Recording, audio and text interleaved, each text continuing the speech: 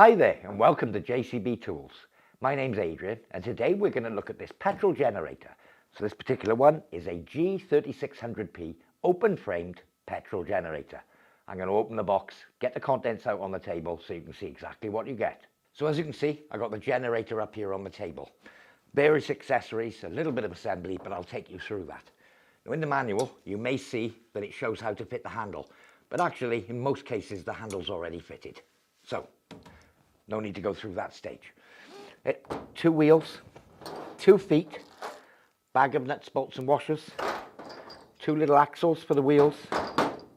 It does come with a funnel and pipe, very useful for filling the engine oil. We'll show you how to do that. And one tool we're going to need, I brought my own here, is a 10mm socket. A 10mm spanner would do just as well, but I've just brought a little quarter drive 10mm socket. And another accessory it comes with is the spark plug spanner and the T-bar for that. So whenever you need to change the spark plug, you've got a specific spanner for the job. And finally, the user manual. Now I do recommend that you read the user manual thoroughly before you start. So I've got the machine hanging over the edge of my table here. Now the first thing to do is fit these 2 feet. Fairly obvious, you'll see 2 captivated nuts, 4 bolts out of the bag, 2 for each foot, up from the underside. We'll just loosely thread those into the holes and I'll tighten them up with my ratchet. To fit the wheels, we have an axle, a wheel, R-clip and a washer. On the wheel, you'll see a large boss on one side, which is quite high, and obviously a very short one on the other. If we fit the axle through from the short side, I can then place the washer over the shaft and fit the wheel to the machine. I've already done the one on the other side. I'll show you that quickly. So if I just lift the machine up, and I can place the axle through the hole in the frame into position, then we'll move on to the R-clip. So I've got the R-clip here, and you can see the hole in the axle down here. I'll simply line up the straight part, push down, and that's the axle retained. And I'll do exactly the same on the other side. The next thing we need to do is put engine oil in the engine. This is vitally important, and the machine won't actually start if you don't put any oil in. It does have a float switch, so at any time you find it doesn't start, check your oil level. So dipstick is down here underneath the center of the control panel. I'll remove that. I've got a bit of blue roll to hand. I've already filled this particular engine with oil. I'll just take the dipstick away. So SAE 30 or 15W40 engine oil. This is where the funnel comes into play. If you've got a jug with a flexible spout on, you can use that as well. But if you haven't, obviously this funnel comes in very useful. So yeah, pour the oil in just nice and slowly. Obviously fill it up gradually and keep checking it along the way. So this engine oil is perfect on level. So what you'll find is when you've got the oil level correct, the oil will be full in the bottom of the engine to the point where it's about to come back out again, just over the weir point, we call it, of the bottom of the hole. Obviously it does have a graduated dipstick as well, but that's the best gauge. Engine oil up to the point where if you did put any more in, it would literally pour itself back out. That's with the machine on nice level ground.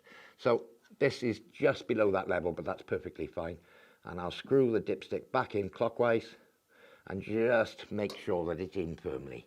So that's filling the engine oil. And as I said, SAE 30, 15W40 or 1030 oil as well will do. So next we're going to put fuel in the fuel tank. So always do this in a well ventilated area. Outdoors is best. I'm not going to physically do it here in the studio. So it's a 15-litre tank. Unscrew anti-clockwise, I can remove the lid. Okay, nice, sturdy, strongly built lid. There is a strainer in here, which you'll see. So you can fill fuel into the tank, and you'll see this red ring on the strainer. I'll just bring it up into sight. You see this red ring? So when this strainer is down in the tank, I'll just drop it back in. Never fill it above the level of that red ring. And that would be the full mark as far as looking into the tank. And obviously it does come with a fuel gauge as well. So fresh, unleaded petrol for these. So that's all the preparation done. We put all the wheels and the feet on, we fill the engine with oil, and we've added the fuel. So I'm not going to take this poly bag off, but as you can see, it's really easy to move around with the handle and the wheel kit that comes with your machine. You will need to take this off. Okay, so we're going to go through the controls. Okay, so the first thing we've got is the fuel tap. So fuel on, vertical plane, fuel off, horizontal plane. So to turn the fuel on, we would be like that. Just a point of note, if you're ever transporting or moving the machine around, especially in the back of a vehicle or what have you, when you finish using the machine, always turn the fuel tap off. There's a float in the float bowl, which when being transported can bounce around, it can let fuel pass through, and you could end up with fuel leaks or flooding the engine. So then it won't start on the next time you start it. So always turn the fuel tap off when you're transporting the generator. So we're going to need fuel on. So the second part of the carburetor side is the choke lever. This goes from left to right.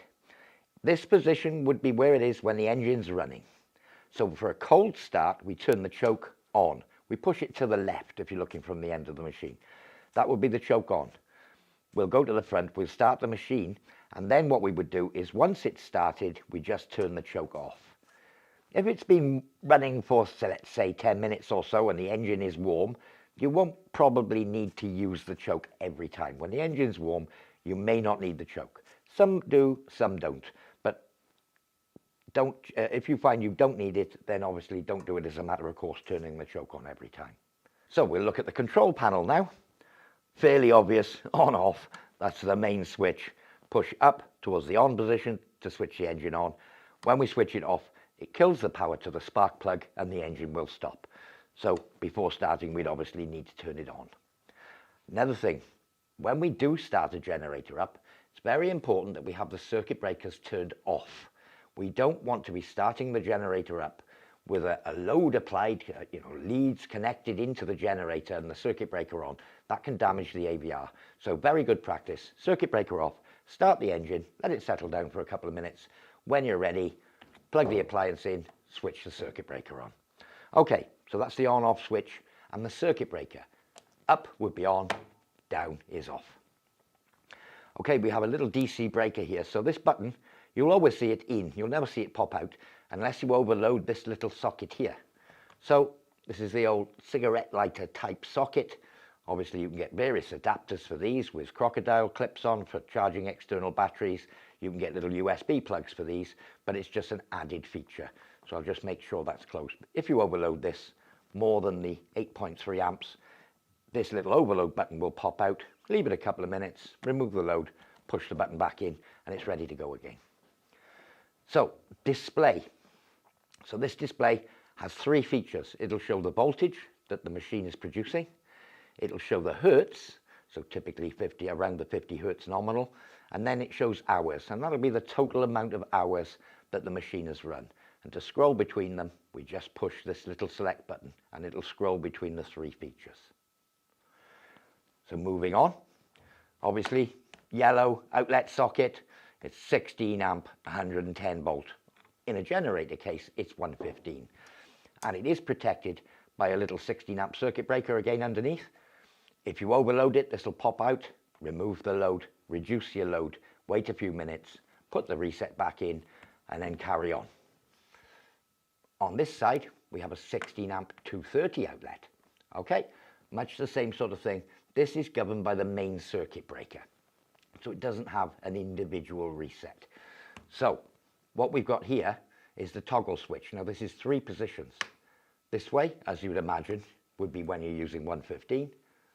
The central will give you no output from either. This way will give you 230. Best if you're changing from one to the other, or if you've got it in the center, don't use this to remove the load. Use the main breaker.